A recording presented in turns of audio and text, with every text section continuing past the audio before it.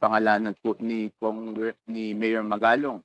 So ayaw niyo bang mag-present ng motion na imbitahan na siya kaagad para pangalanan na rin po niya? At sinabi naman po niya na willing naman po siyang imbitahan. Congressman Abante, you're being asked. Should I make the motion now? Better, Mr. Chair, to show na talagang seryoso tayong imbitahan. I just have one. Mr. Chair, Before speaking, I have one question lang po to Congressman Chanco.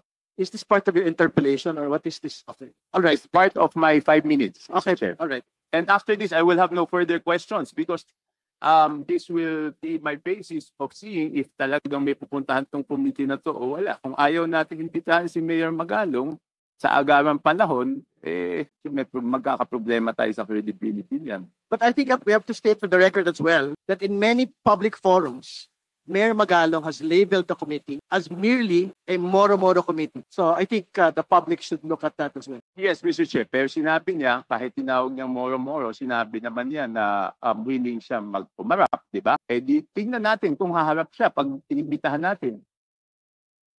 I think